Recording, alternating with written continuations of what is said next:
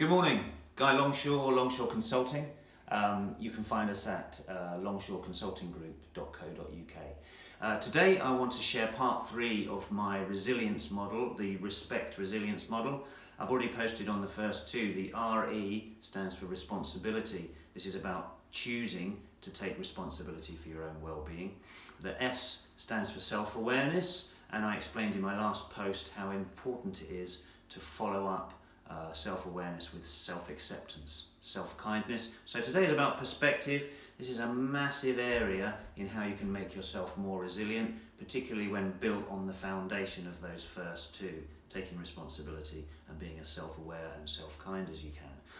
So I've posted already about perspective a couple of times, one around good thing, bad thing, who knows. Another thing that relates to this is that we see what we're looking out for, which can be a helpful thing or a very unhelpful thing, and it's kind of up to you to choose. So here's another way of describing perspective that I use in my resilience workshops. People have found helpful for years, and it's simply to describe the suffering gap.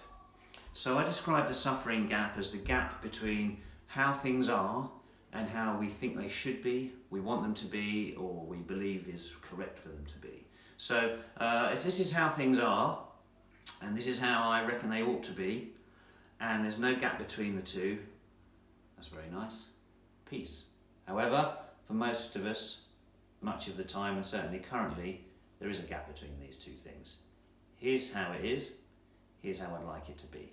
Now, we have 2 levers to close this gap. One of them is the let's get on with it lever, which is if there's stuff about this situation which I can change over here, then let's get on with it. If I can influence it, if I can improve the situation by actually making a change, let's do that. Good, okay. So let's say I've managed to move that to here.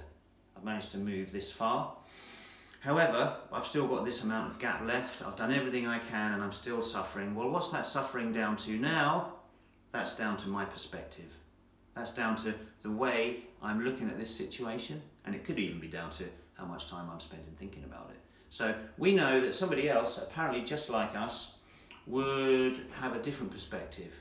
They might be suffering only this much, or they might be suffering this much, which reminds us that actually it's not what's going on in the world that's making me feel how I feel, it's the way I'm looking at it, it's what I make it mean. So what we're left with is, how can I choose a perspective which would make me lose less energy?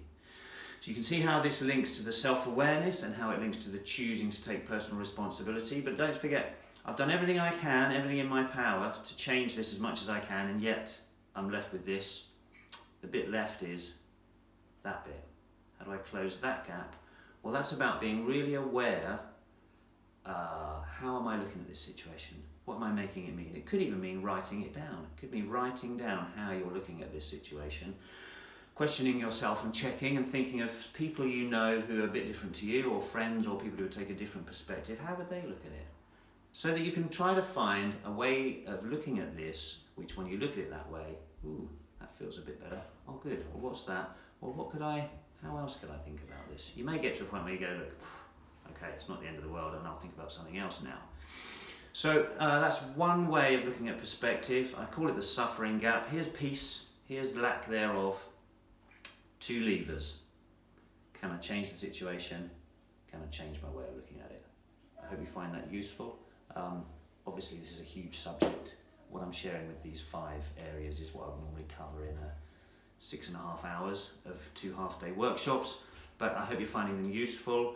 I will put a link in the comments to our YouTube page, which has most of the previous links. I'm getting them linked up, loaded up as quickly as I can. So it's Friday. Remember what Friday used to mean? Let's make it enjoyable. Good luck. Talk to you soon.